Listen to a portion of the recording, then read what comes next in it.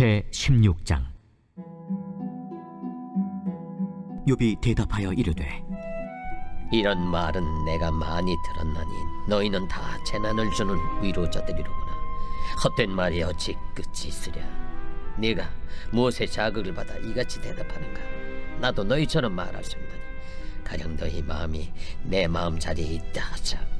나도 그럴듯한 말로 너희를 치며 너희를 향하여 머리를 흔들 수 있느니라. 그래도 입으로 너희를 강하게 하며 입술의 위로로 너희의 근심을 풀었으리라. 내가 말하여도 내 근심이 풀리지 아니하고 잠잠하여도 내 아픔이 줄어들지 않으리라. 이제 주께서 나를 피로하게 하시고 나의 온 집안을 패망하게 하셨나이다. 주께서 나를 시들게 하셨으니 이는 나를 향하여 증거를 삼으심이라. 나의 파리한 모습이 일어나서 대면하여 내 앞에서 증언하리이다. 그는 진노하사 나를 찢고 적대시하시며 나를 향하여 이를 갈고 원수가 되어 날카로운 눈초리로 나를 보시고 우리들은 나를 향하여 입을 크게 벌리며 나를 모욕하여 뺨을 치며 함께 모여 나를 대적하는구나. 하나님이 나를 악인에게 넘기시며 행악자의 손에 던지셨구나. 내가 평안하더니 그가 나를 꺾으시며 내 목을 잡아 나를 부서뜨리시며 나를 세워 관역을 삼으시고 그의 화살들이 사방에서 날아와 사정없이 나를 쏘므로 그는 내 콩팥들을 꿰뚫고 그는 내 쓸개가 땅에 흘러나오게 하시는구나. 그가 나를 치고 다시 치며 용사같이 내게 달려드시니 내가 굵은 배를 꿰매어 내 피부에 덮고 내 뿔을 티끌에 더럽혔구나. 내 얼굴은 울음으로 붉었고 내 눈꺼풀에는 죽음의 그늘이 있구나. 그러나 내 손에는 포악이 없고 나의 기도는 정결하니라. 땅아, 내 피를 가리지 말라. 나의 부르짖음이 쉴 자리를 잡지 못하게 하라. 지금 나의 증인이 하늘에 계시고 나의 중보자가 높은 데에 계시니라. 나의 친구는 나를 조롱하고 내 눈은 하나님을 향하여 눈물을 흘리니 사람과 하나님 사이에와 인자와 그 이웃 사이에 중재하시기를 원하노니 수년이 지나면 나는 돌아오지 못할 길로 갈 것임이니라.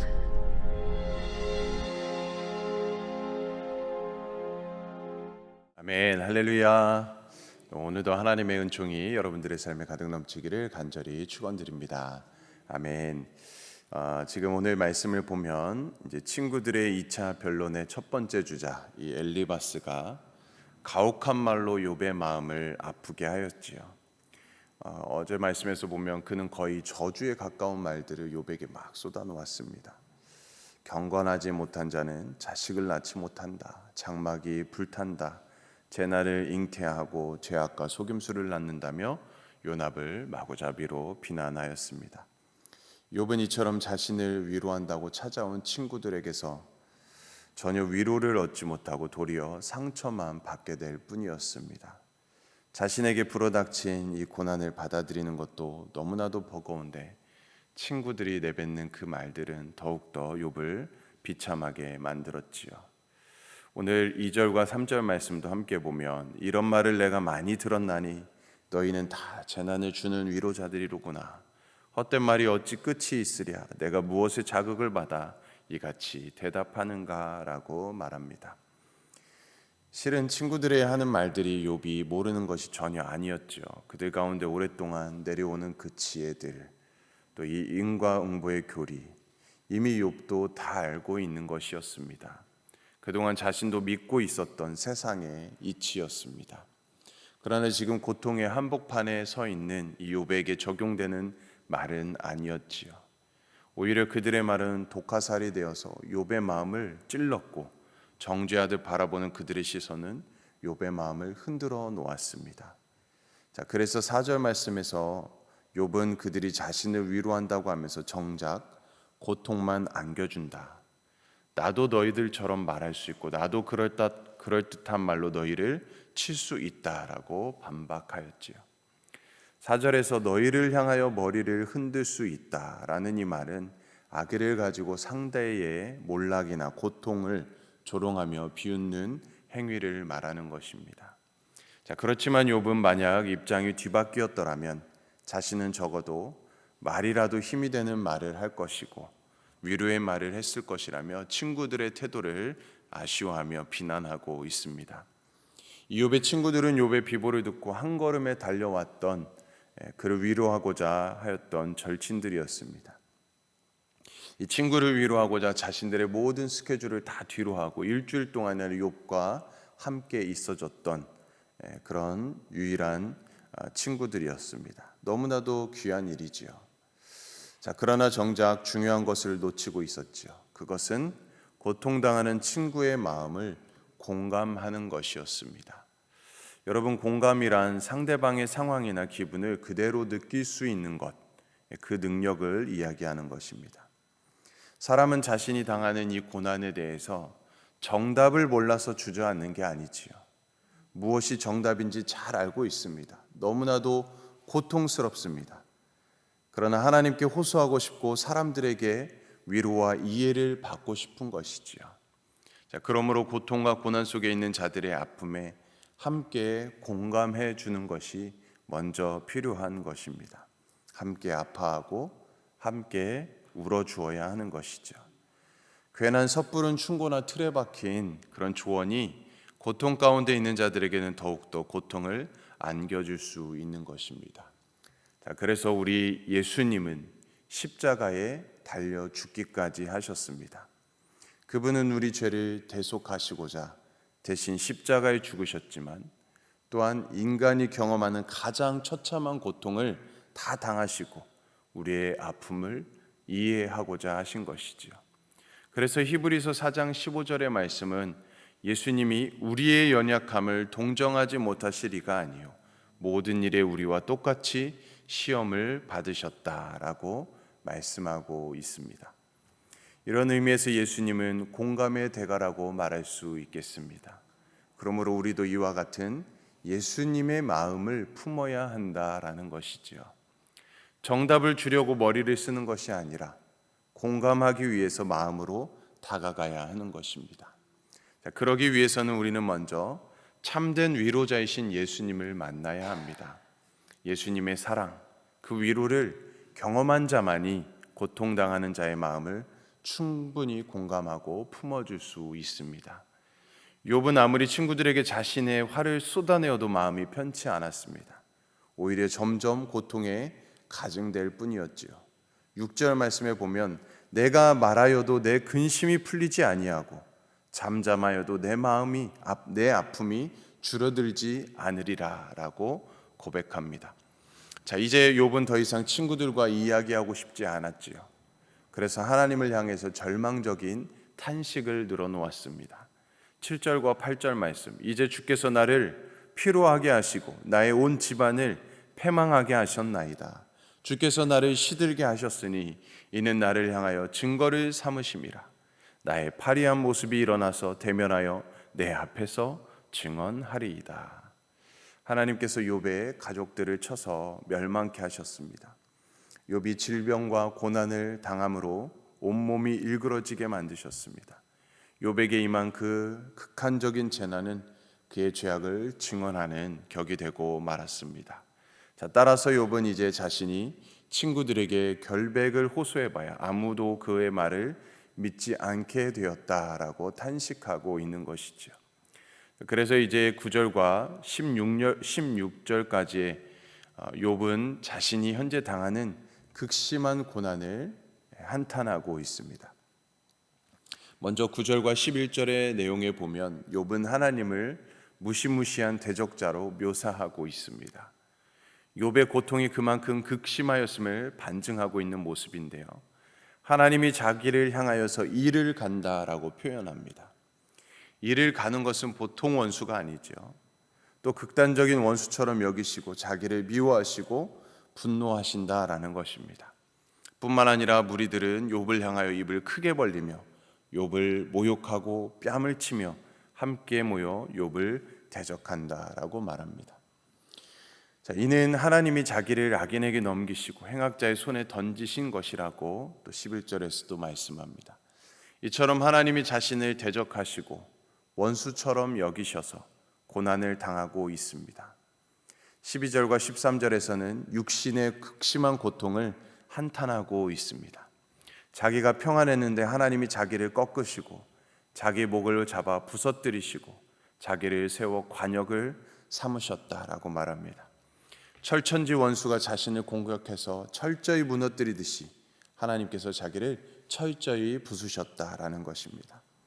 또 자기를 화살 관역으로 삼으셔서 사방에서 화살이 날아와 사정없이 자기 몸에 박히게 되었다라고 고백합니다. 그 화살들이 자기의 콩밭을 깨뚫고 쓸개가 땅에 흘러나오게 하였다라고 말합니다. 욥은 지금 섬뜩할 정도의 표현을 통해서 자신의 당한 이 육신의 공경을 적나라하게 토로하고 있습니다. 또 이어서 14절과 16절은 하나님의 징벌로 멸망하게 된 자신의 처절한 심경을 토로하고 있습니다. 하나님은 전쟁에 나간 용사같이 욥을 공격하사 패망케 하셨습니다. 굵은 배를 입는다는 것은 비참한 처지에 대한 슬픔과 또 자신의 사회적인 힘과 명성과 능력, 이 모든 것들이 온전히 상실하게 되었음을 한탄하고 있는 것입니다. 욥은 극심한 환난 가운데서 눈물을 흘리며 하나님께 기도했고 그의 눈꺼풀에는 죽음의 그늘이 드리웠습니다. 그럼에도 불구하고 욥은 이처럼 처절한 고난 가운데서도 기도로 하나님께 나아가고 있는 모습을 보여줍니다. 17절 말씀입니다. 그러나 내 손에는 포악이 없고 나의 기도는 정결하니라. 비록 이해할 수 없는 고난으로 탄식하고 있지만 이 고난에서 구원해 줄 분은 오로지 하나님이심을 고백하고 있습니다.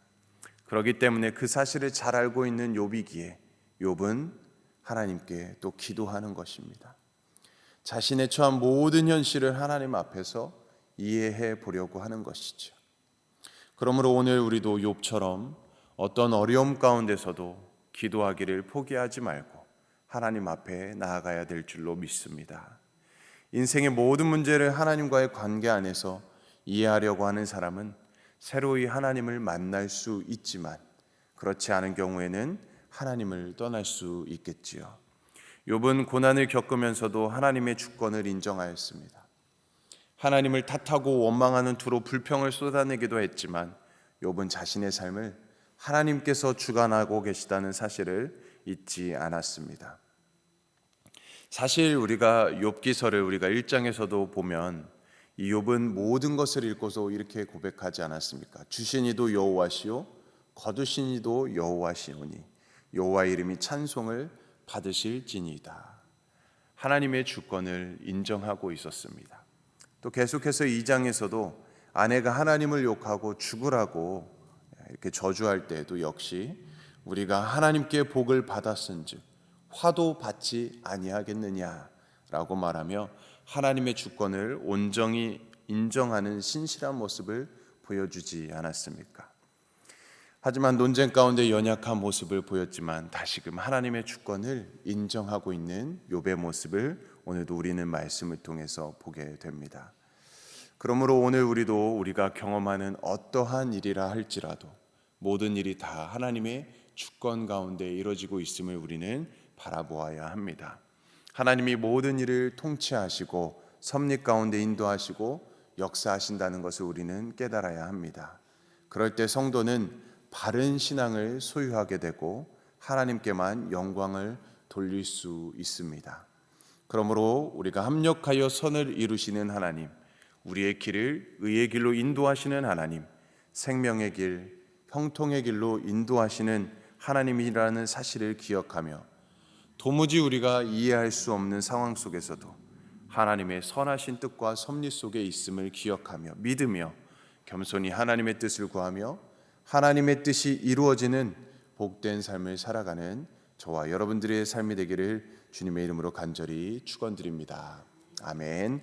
우리 함께 기도하겠습니다. 사랑의 주님, 때때로 이해할 수 없는 인생의 고난 속에서 세상의 그 어떤 말로도 위로가 안 될 때가 있습니다. 사람들의 눈초리 때문에 위축되고 열등감과 낮은 자존감에 빠져 극도로 예민해질 때도 있습니다. 사람들의 시선이 곧 하나님의 심판인 것처럼 느껴져서 절망의 늪에 빠져 허우적대기도 합니다. 그러나 주님, 그 환난의 시련 속에서 십자가의 주님을 바라보게 하여 주시옵소서. 죄 없은 하나님이, 어린 양이 인류의 죄를 지고 하찮은 인간으로부터 심한 모욕과 조롱을 받으시면서도 침묵하시며 묵묵히 십자가의 길을 걸어가셨던 그 주님을 기억하게 하여 주시옵소서. 십자가의 죽음으로 끝나지 아니하고 영광의 부활을 통해 하나님의 뜻을 이루셨던 그 주님을 묵상하며 살아가게 하여 주시옵소서. 그리하여 현재의 고난을 넉넉히 이겨내므로 하나님께 영광을 올려드리는 우리 모든 성도의 삶이 될 수 있도록 인도하여 주시옵소서. 감사드리며 예수님의 이름으로 간절히 기도드리옵나이다. 아멘.